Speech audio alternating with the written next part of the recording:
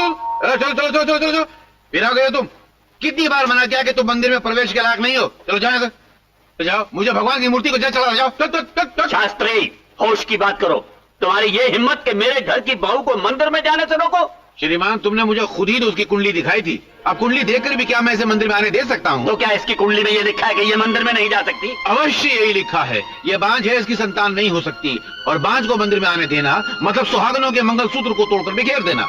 सुहागनों, क्या मैं इस बांझ को मंदिर में आने दे सकता हूँ? जगह भी नहीं बोल रही। हाय राम, चौधरी वंश का सफाचक, यानी छोटू के बाद इनके वंश का कोई नाम लेवा न होगा। कलयुग है कलयुग। लेकिन मैं इतना गया गुजरा नहीं कि अपने वंश का अंत होने दूं। मैं अपने बेटे छोटू की दूसरी शादी करूंगा। हाँ, दूसरी शादी करूंगा। उड़, उड़, उड़। शास्त्री जी, तुमने ये कैसे कह दिया कि ये बांझ है, इसकी संतान नहीं हो सकती? इसकी जन्म पत्री यही कहती है, इसके गिरई ऐसे हैं। मैं तो मस्तक के चिन्ह देकर इसका भविष्य बता सकता हूँ। अपने आप को भृगुलक्ष्मी समझते हो? बिल्कुल। तो भी मेरा माथा देकर बताओ कि आज तुम तीनों में से मेरे प्यारे प्यारे हाथों कौन नहीं बता सकते ना? हाँ शास्त्री जी, आप कम से कम इतना तो बता सकते हैं कि आप कितने बरस जिएंगे?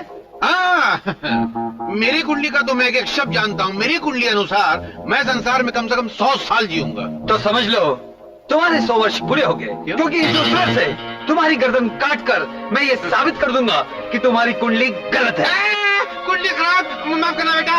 पापी पापी वेट के लिए झूठ बोला था, क्षमा करना। अब कभी झूठ नहीं बोलूंगा। चौधरी, तुमने अपने बेटे की दूसरी शादी करवाने के लिए शास्त्री के कान भी भरे हैं और मुट्ठी भी गर्म की है, लेकिन ये शादी कभी नहीं हो सकती। हाँ, तुम्हारी अर्थी जरूर निकलेगी। आओ सुधा, जाओ मंदिर में पूजा। हाँ, आइए आइए।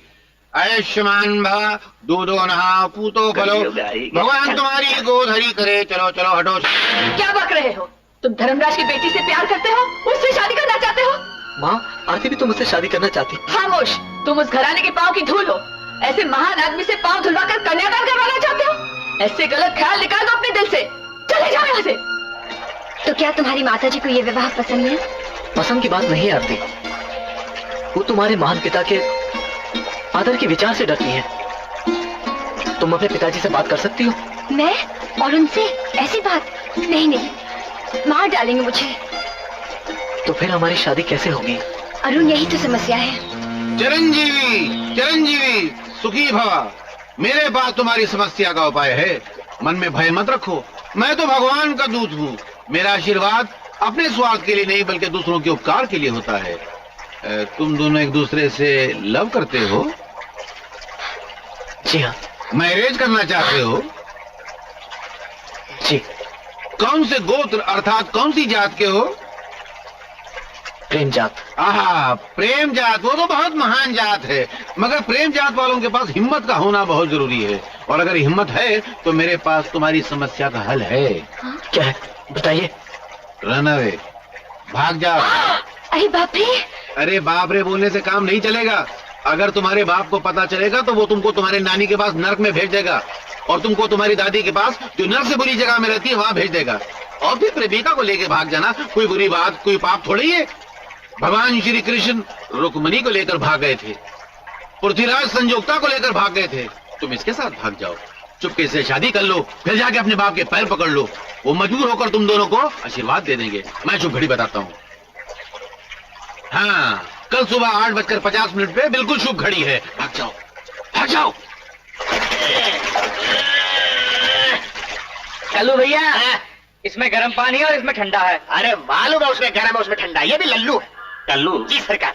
उस शास्त्री के कहने से मैंने छोटू की शादी गूंगी सुधा के साथ कर दी।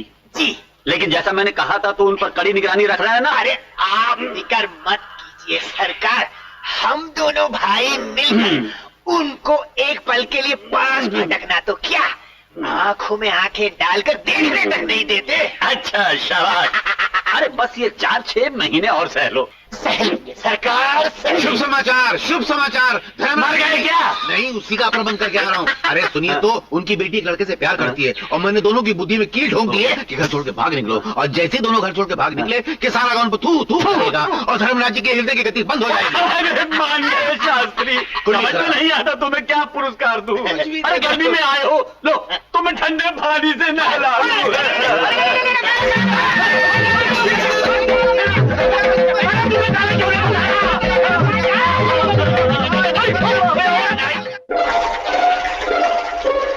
अरुण, तुम आ गई? चलो चलो।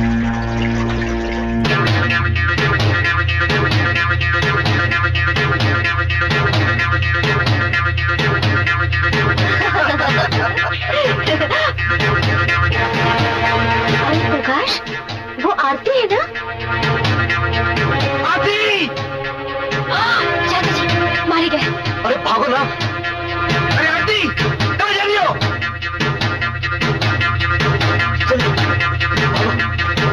और तेज। जल्दी आरती, और तेज, भागो भागो। चाचा जी हम आरती, ये सब क्या हो रहा है? ये लड़का कौन है? हाँ। और इस वक्त तुम कहाँ जा रही हो? जी, मैं अरे ताला क्यों लग गया? बोलो, ताला क्यों लग गया? हाँ चाचा जी, कैसे कहूँ, आपसे छुपा नहीं सकती। मैं और अरुण एक दूसरे से प्यार करते हैं। घर के डर से हम। डर से क्या? डर से क्या? जी जी जी, डर से हम ये गांव छोड़कर दूसरे गांव भाग रहे थे। भिंडी जितना कद नहीं, तुम्हारा इतना हौसला कि धर्मराज जी की लड़की को भगा कर ले जा रहे हो? हाँ बोलो। ठहरो ठहरो प्रिया, मुझे बात करने दो। क्या तुम आरती से सचमुच प्यार करते हो? जी हाँ, इसलिए हम दोनों ने शादी का फैसला कर लिया। बड़े बुजुर्गों को धक्के में रख के। अरे प्रिया ठहरो तो सही।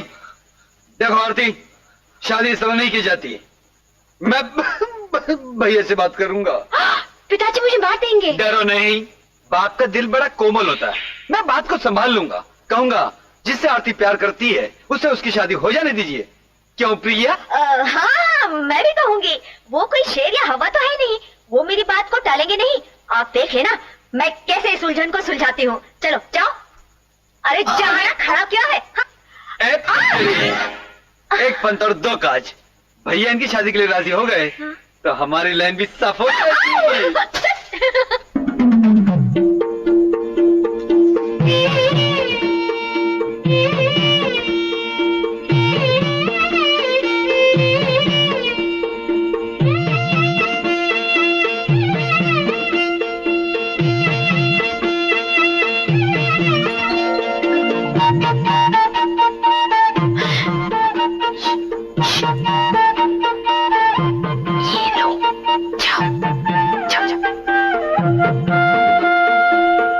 पिताजी, छाछ।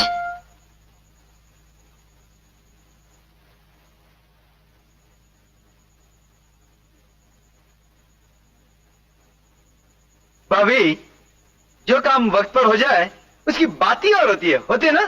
पर इसकी उम्र ही क्या है, गुड़िया सी तो है।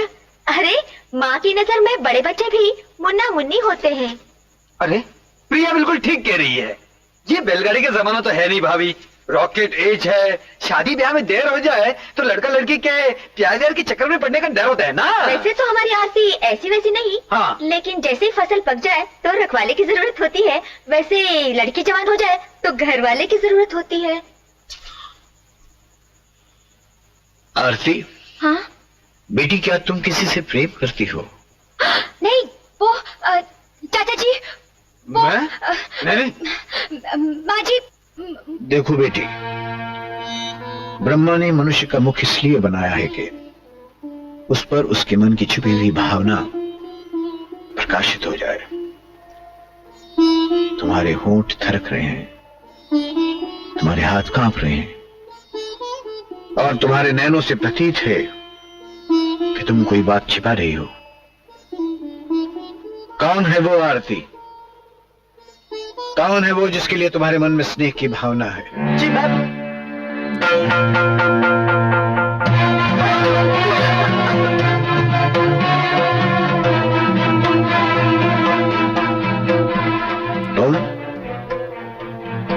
तुम मेरी धर्मभंगिनी के सुपुत्र हो।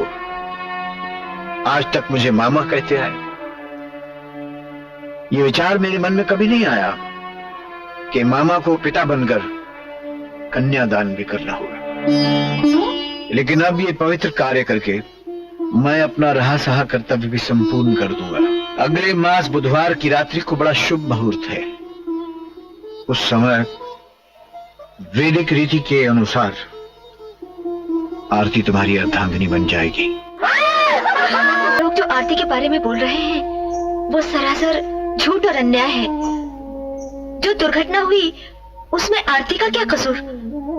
लेकिन माँ जी, मुझे सिर्फ इतना डर है कहीं धर्मराज जी आरती और अरुण का दिल तोड़कर कुछ उल्टा सीधा फैसला ना सुना दे। आप ही उनको समझा दीजिए ना। वो तो महाज्ञानी है, उनको समझाने वाली मैं कौन होती हूँ? लेकिन ये नहीं जानते कि आरती और अरुण एक दूसरे से कितना प्रेम करते हैं। अगर उनकी शादी टूट गई तो वो न जाने क्या कर बैठे। प्रिया, जो विधि का विधान है उसको बदलना मनुष्य के हाथ में तो नहीं।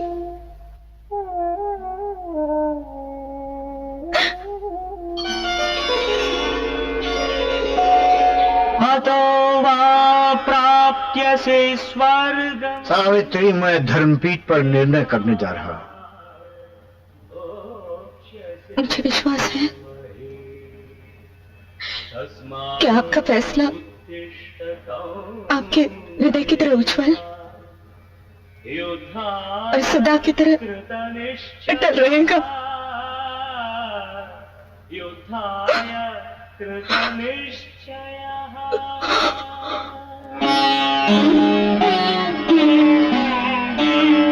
पिताजी, गीता। कर्मण्येवाधिकारस्ते मा फलेषु कदाचन मा कर्म फल हेतुर्भूः मा ते संगोस्त्व कर्मणे।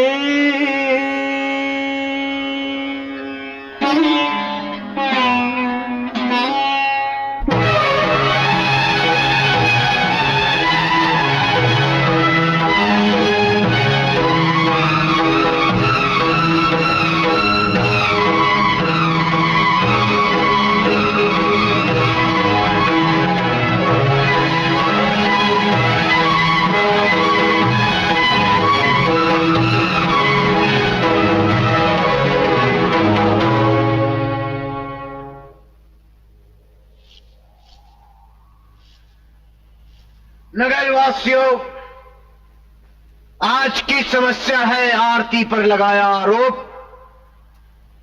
कि उसके कारण नारायण नयनहीन हो गया, अंधा हो गया। जब कोई अपराध विचार किए बिना किया जाता है उसे भूल कहते हैं, लेकिन विचार के साथ किया हुआ अपराध निश्चित अपराध ही कहलाता है। भूल के लिए केवल प्रायश्चित और अपराध के लिए दंड आवश्यक है। इस कारण नयनहीन नारायण के वृद्ध माता पिता की देखभाल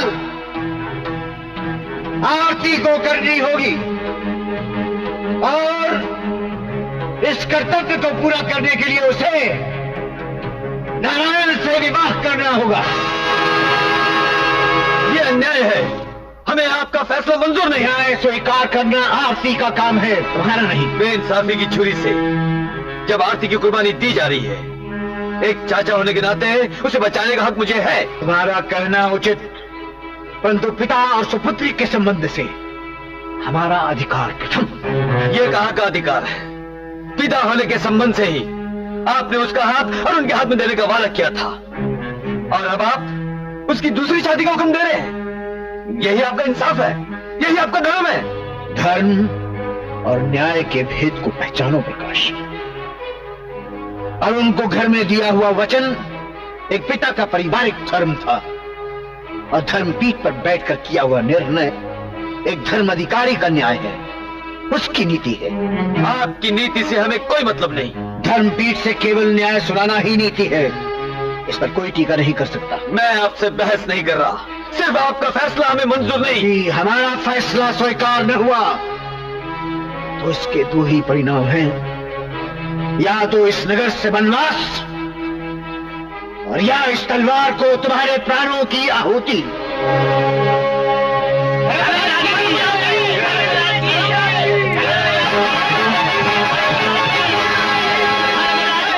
ये झूठी नारेबाजी। मैं अच्छी तरह जानता हूँ तुम तिलकधारियों के दिल कितने काले हैं। तुम मेरे भाई की जय जयकार इसलिए कर रहे हो कि उनकी बेटी की शादी एक अंधे आदमी से होने वाली है, लेकिन मेरे जीते जी ऐसा कभी नहीं होगा। वाह वाह वाह, तुम उस वक्त कहाँ थे जब धर्मराज जी ने मेरी शादी जबरदस्ती गूंगी लड़की से ठहरा दी थी? वो सच्चा फैसला था, तुम्हारा कसूर साबित हो चुका था। तो क्या तुम्हारी भतीजी का कसूर साबित नहीं हुआ? बिल्कुल नहीं। अरुण, तुम राजा और आरती को लेकर आओ, मैं अभी और इसी और तुम्हारी शादी कराता हूँ। देखता हूँ कौन माई का लाल मुझे रोकता है। प्रकाश, तुम अपने उस भाई को आंखें दिखा रहे हो जिसके नाम की माला सारा गांव जपता है। अरे उसका अनादर करना भगवान का अनादर करना है। हम कलयुग में ऐसा कभी नहीं होने देंगे। जब मैं अपने भाई के विरुद्ध बोल सकता हूँ तो मुझे तुम्हारी क्या परवाह है। शास्त्री, मंदिर खोलो और शादी की तैयारी शुरू करो। बिल्कुल नहीं करो। जी अभी मेरे शरीर में प्राण बाकी है, मैं तो मर के भी ऐसा नहीं कर सकता। अभी करता हूँ। चलो, चलने का बंदोबस्त करो। क्या बोला? चलो जल्दी आके। छोटू, खड़े खड़े क्या देख रहे हो? रुई की तरह धुलक के रख दो। जाओ जाओ।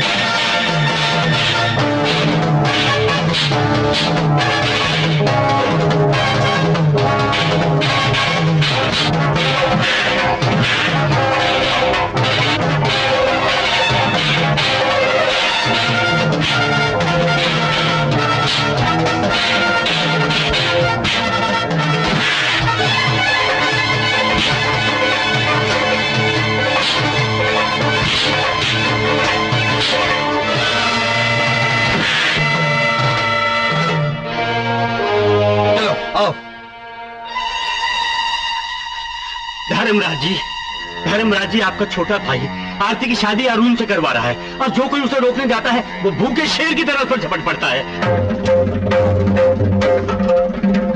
जल्दी से बैठो। शास्त्री, शुरू करो। कल्लू बजा चले।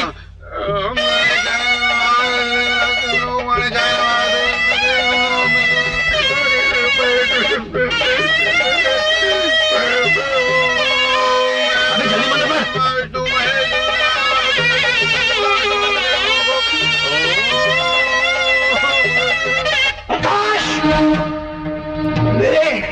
निर्णय का विरोध बंद करो इसे। मैं आपसे कह चुका हूं, मुझे आपका फैसला मंजूर नहीं। ये शादी होकर रहेगी। अपने वंश के नाम पर कलंक लगा रहे हो तुम, अपनी मर्यादा को दूषित कर रहे हो तुम प्रकाश। अगर ये विवाह न रोका गया तो शपथ है धर्म की, अपने इन्हीं हाथों से मैं तुम्हारा सर काट कर शिव जी को बलि चढ़ा दूंगा। जिस पिता का खून आपकी रगों में दौड़ रहा है, उसी खून का जोश मेरी रगों में भी है। ये शादी होकर रहेगी।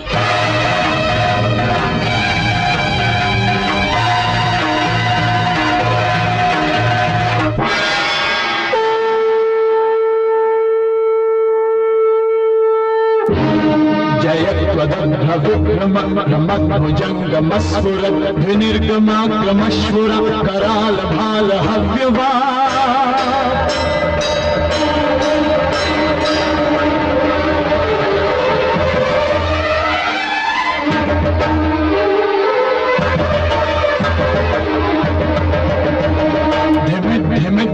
ध्वनं मृदंग तुंग मंगल ध्वनि क्रम प्रवर्तित प्रचंड तांडव शिवा।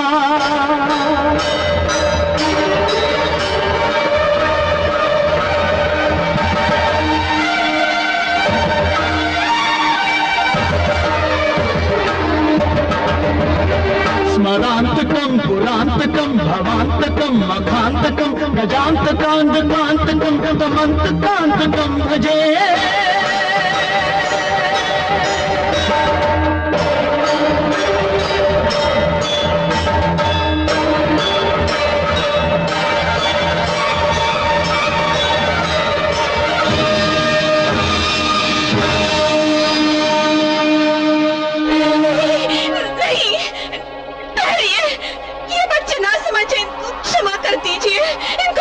कर दीजिए। असंभव सावित्री, असंभव। मुझसे ये आशा न रखना। ये तलवार केवल न्याय के लिए उठती है और आज न्याय हो के रहेगा। पर वो आपका छोटा भाई है। भाई? उसने हमारे निर्णय को ठुकराकर धर्मपीठ का अपमान किया है। उसने अपने दंड को ललकारा है सावित्री, और दंड उसे अवश्य मिलेगा। नहीं नहीं, मैं आपसे विनती करती हूँ, अगर ऐसा हुआ तो धरती पर प्रलय आ जाएगा। तुमको भी निर्णय करना होगा सावित्री। देवर की हत्या चाहती हो या पति के प्राण? नहीं, ऐसा कठिन आदेश मत दीजिए। एक भारतीय नारी इस प्रश्न का क्या उत्तर दे सकती है कि उसको बाबुल का घर प्यारा है या पति का? मैं ये विवाह रुकवाती हूँ ताकि आपका अपमान ना हो, पर भगवान के लिए शांत हो जाइए, शांत हो जाइए। प्रकाश, छोड़ो ये जिद। तुम मेरी बेटी को मंगलसूत्र पहनाकर, उसको सुहागन बनाकर अपनी भाभी के सुहाग का सिंदूर मिटा देना चाहते हो। तुम्हारे भैया का फैसला अटल होता है। वो ये कह रहे हैं कि या तो वो अपने प्राण दे देंगे या तुम्हारे प्राण ले लेंगे।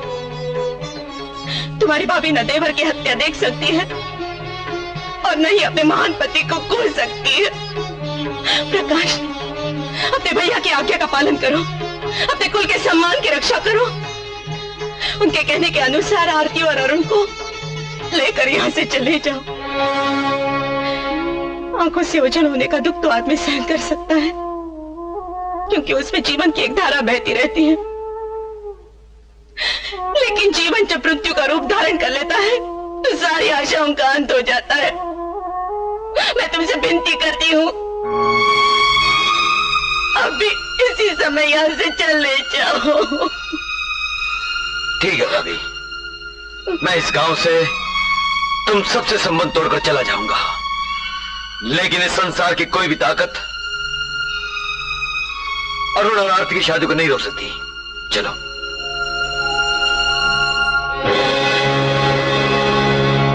बुआ जी, ये शादी निशानी है आजकल के बदले हुए दौर की। इस जोड़ी को अपना आशीर्वाद दीजिए। प्रकाश, मैं अब तक धर्मराज जी की दया से अपना परिवार चलाती आई हूँ।